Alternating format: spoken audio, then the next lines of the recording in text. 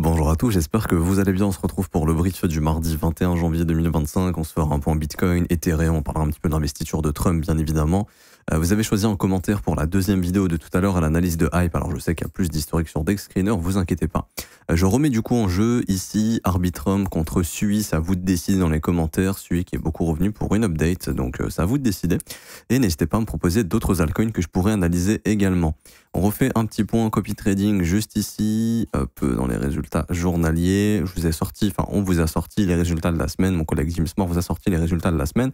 46 TP sur les stratégies LIM, il y a toutes les stats sur les stratégies SPT, les stratégies d'accumulation sont encore disponibles, nos algos sont en train de capturer des achats sur certaines paires qu'on avait choisies, parce qu'on arrive sur des prix qui sont assez intéressants et on peut acheter encore beaucoup plus bas si nécessaire. Pour ceux qui veulent rejoindre le copy trading et copier nos stratégies rentables, c'est le premier lien en commentaire épinglé. Tous les liens utiles concernant mon contenu, ça vous ramène sur cette page juste ici. Vous avez juste à vous inscrire sur BitGet via notre lien partenaire. BitGet vous offre 20 USDT en ce moment, donc vous avez juste à cliquer sur participer. Vous faites votre inscription tout simplement, donc email, mot de passe, j'accepte les conditions, créez un compte. Vous validez le KYC, vous faites un premier trade de $100, que ce soit en spot ou en futur, peu importe, et vous recevrez vos 20 USDT. Également, vous avez juste à cliquer sur ce deuxième lien, rejoindre copy trading, vous remplissez ce formulaire, prénom, email identifiant BitGet, vous cliquez sur rejoindre et ensuite vous cliquez sur ce troisième lien, configurer le copy trading. Et vous avez juste les 4 premières vidéos à regarder. En fait, c'est un tuto qui vous expliquera comment configurer les stratégies. Vous avez les stratégies LIM ici qui ont sorti tous les TP de la semaine dernière, enfin qui ont sorti beaucoup de TP, mais pas les seuls TP de nos stratégies. Et aussi nos stratégies d'accumulation ici pour accumuler des alts, à bon prix et pour qu'on puisse revendre justement beaucoup plus haut. Alors, pour revenir sur Bitcoin, prise de stop de l'ATH.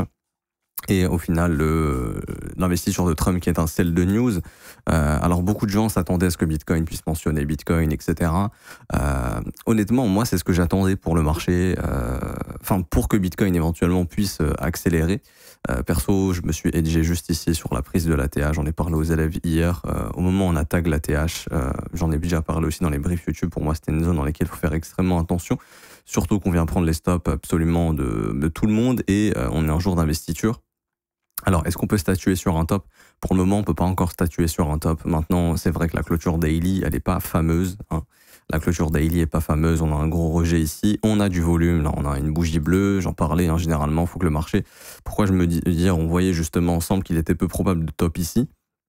Parce qu'il n'y avait pas encore eu de volume qui a été exécuté fortement. Et là, c'est le cas. Le jour d'investiture, il y a eu du volume.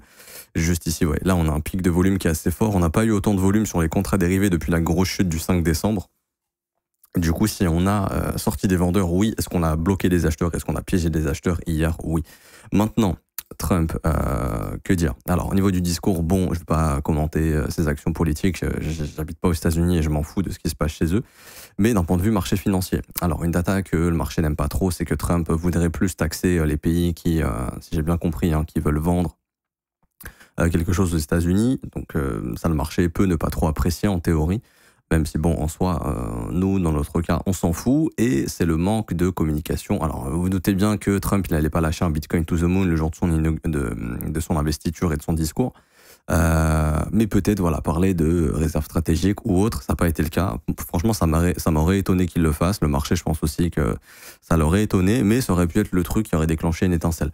Maintenant, ce qui choque un peu, c'est plutôt les rapports qui sortent où il y a eu des fuites, je crois, des priorités de la team de Donald Trump et dedans, il n'y a absolument pas les crypto-monnaies.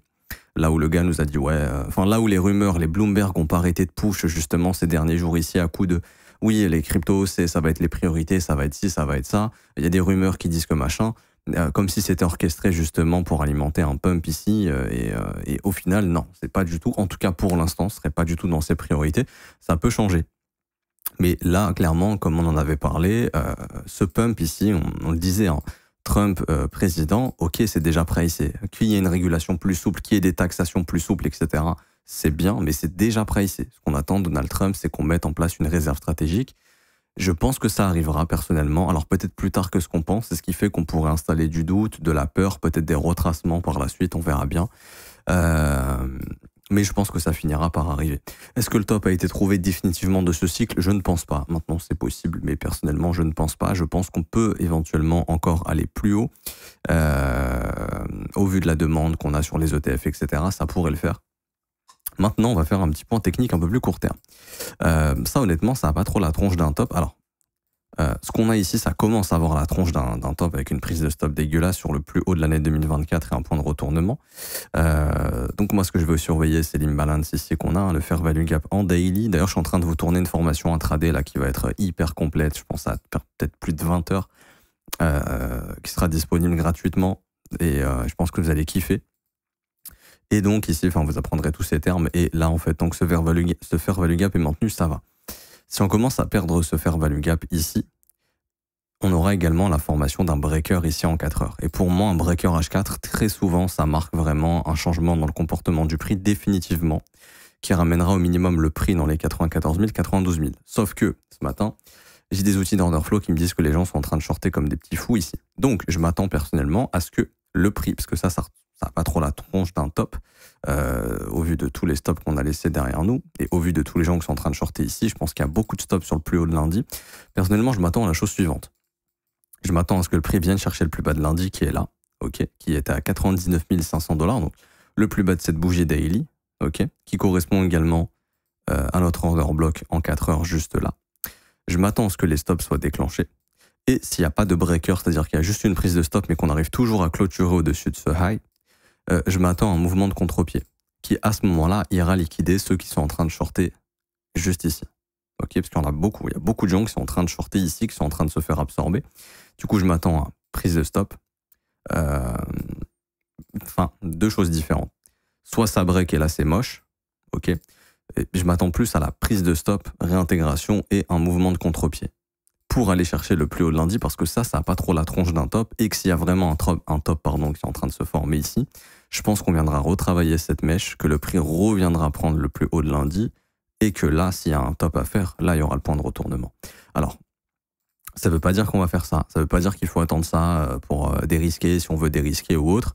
Si on regarde bien l'imbalance daily, le fair value gap baissier, il est toujours maintenu. Au final, ça a juste fait une énorme mèche, avec beaucoup de volume qui a été exécuté, donc beaucoup d'acheteurs qui sont piégés ici. On peut très bien garder tous ces acheteurs piégés et aller chercher plus bas, parce qu'on voit que le gros volume il a été exécuté ici. Il y a beaucoup de gens qui sont coincés dans cette zone. Maintenant, au vu des gens qui sont en train de shorter là, mon idée est que tant qu'il n'y a pas de breaker ici, c'est-à-dire qu'il n'y a pas une bougie rouge bien dégueulasse, je m'attends perso plus à une prise de stop, à un contre-pied qui ira chercher le Monday High, donc le plus haut de lundi, donc aller chercher les 110 000 $, chose qui n'a pas été faite. En tout cas, sur le perf ici, on s'arrêtait à 110 000 tout pile, mais peut-être aller chercher les stops au-dessus des 110K. Et derrière, si on doit reverse, là, on pourra reverse, je pense. Et à ce moment-là, si on reverse, pour moi, vraiment, les objectifs, au grand minimum, c'est sous les 95 000. Et après, dans l'idée, ce serait d'aller refaire un tour sous les 88 700 et d'aller chercher les 85 159. Des objectifs qui tiennent toujours, sans pour autant que ça puisse influencer quoi que ce soit sur du long terme. Donc, on pourrait y aller sans que ça change grand-chose. Maintenant, est-ce qu'on va y aller? J'en sais absolument rien. Mais c'est la chose que j'ai en tête actuellement, de au minimum prendre le plus bas de lundi et d'aller revisiter le plus haut de lundi pour sortir les shorters qui rentrent sur du court terme. Maintenant, je le redis, si ça part en breaker ici, cette idée elle tombe à l'eau et là, il faudra s'attendre à une accélération baissière jusqu'aux prochaines zones qui seront pour moi sous le plus bas des 97 200 et je vous dirais même ici entre 94 300 et 92 300, ça sera les futures zones à noter parce que là, en fait, on aura la prise de stop d'un sommet annuel, c'est le plus gros point d'intérêt qu'on peut avoir sur un marché, en dehors de sommets de décennies ou d'un siècle. C'est vraiment de gros points d'intérêt. Et on a également, on aurait un market structure shift qui change complètement la dynamique du prix, mais ce ne serait pas qu'un market structure shift parce que ça serait un breaker ici. Et le breaker, c'est la pattern la plus puissante que vous pouvez retrouver sur les marchés, une pattern de retournement très forte. Et en même temps, ça nous ferait perdre le fair value gap daily. Là, on voit qu'on a un immediate rebalance, donc le futur point d'intérêt se trouvera très rapidement sous le plus bas de mercredi, donc ici 96 400, donc ça tombe dans les zones que je suis en train de vous expliquer depuis tout à l'heure. Donc ouais, pour résumer, on observe ce qui se passe sur le plus bas de lundi, il y a beaucoup de gens qui sont en train de shorter juste là, un marché qui peut être un peu déçu si la crypto ne fait vraiment pas partie des priorités de Donald Trump maintenant, ce qui peut être compréhensible, c'est pas une priorité nationale, il y a d'autres problèmes aux États-Unis. Mais éventuellement, voilà, si jamais il y a un last exit, histoire de tuer les shorts, c'est tac, tac, et ensuite, au revoir. Et là, c'est vrai que ça sentirait pas très bon si on fait genre price action, mais c'est ce qui peut se passer, et voilà. Pour l'instant, c'est ce sur quoi on se base, juste ça. Et ensuite, si ça réagit bien, au moins, on ramener le prix sur un ATH, et là, on voit ce qui se passe. Si le prix l'accepte, let's go. Il y a du monde à liquider jusqu'aux 115 000, un truc comme ça. Et puis on pourrait partir, pourquoi pas, sur des petites extensions haussières. Moi, j'avais des objectifs dans les 117 000 si jamais il y a une accélération au-dessus de la TH. Pour l'instant, bon, ça se déclenche pas. Et du coup, si jamais ici ça rejette, là franchement ça sentirait vraiment pas bon et ça ferait une chose similaire à ce qu'on a fait avant le FOMC de décembre.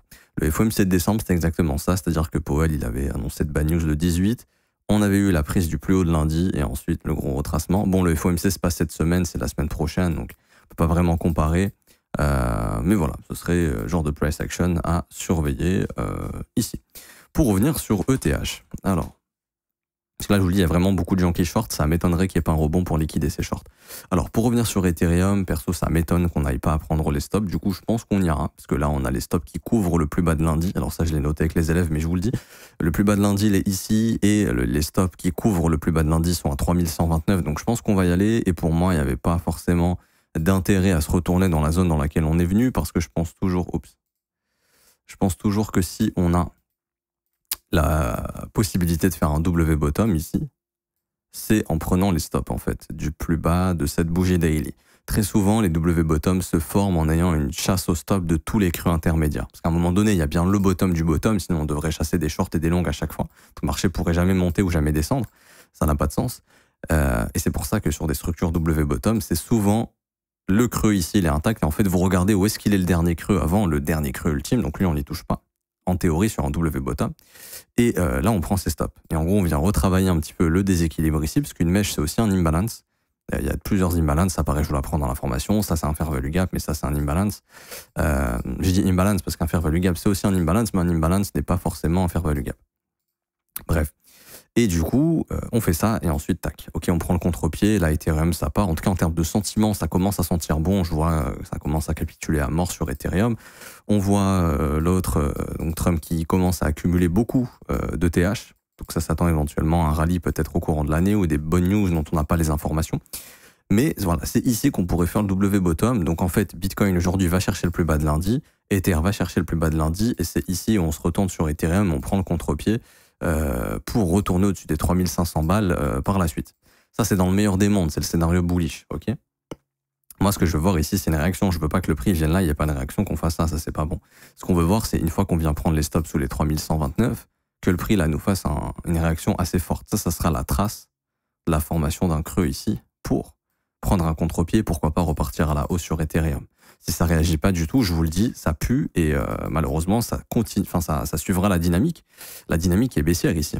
C'est-à-dire que Ether, sommet, creux descendant, sommet descendant, si ça réagit pas sous les 3129, c'est malheureusement un plus bas qui à ce moment-là nous ramènera bosser les swing high précédents, donc 2819, 2770, ce breaker bullish qu'on avait eu ici, donc autour des 2700, et puis dans l'idée, ce serait d'aller finir par bosser cette vector candle, c'est une bougie vectorielle, c'est ici qu'on a exécuté beaucoup de volume, et il y a eu un gros décalage dans les order books, donc le prix a de l'intérêt à revenir bosser ici un jour, voilà, ce serait le meilleur moment pour y revenir. Donc surveillez bien ces zones, en tout cas moi c'est ce que je vais surveiller, parce que là il y a moyen de choper le bottom de TH, en fait, c'est clair, c'est pour ça que je vous en parle, si le prix fait ça, c'est le bottom, c'est simple, enfin il y a de grandes chances que ce soit le bottom, ce qui ne confirmerait pas le bottom, c'est une distribution dégueulasse au-dessus de ces highs. Et là, on partirait encore une fois dans quelque chose de baissier. Certains y verront une sorte de bear flag ici de continuation, par exemple, mais c'est le genre de truc qui pourrait arriver si vraiment le marché il est relou, qu'il nous fasse un truc comme ça. Mais en tout cas, ça augmenterait les probabilités, si on réagit bien ici, de vraiment avoir un bottom et de relancer le rallye sur ETH. Et bien sûr, pour un rallye ETH, il faut un rallye Bitcoin. Ce qui confirmerait que Bitcoin n'a pas top et qu'on puisse avoir, après l'investiture, une accélération des prix. Donc c'est un petit peu les signaux que je veux que vous surveillez aujourd'hui. C'est important de bien checker ces niveaux de prix, surveillez-les bien. Et surtout sur BTC, surveillez bien le plus bas de lundi. Donc je sais plus c'est à combien, mais je crois que c'est 99 000 quelque chose. Attendez, je vous donne les prix ici, parce que ça, il y a énormément de probabilités qu'on y aille de mon point de vue. Si on n'y va pas et que ça repart sans avoir pris ces niveaux, je vous le dis honnêtement, ça sentira plus le retournement en fait.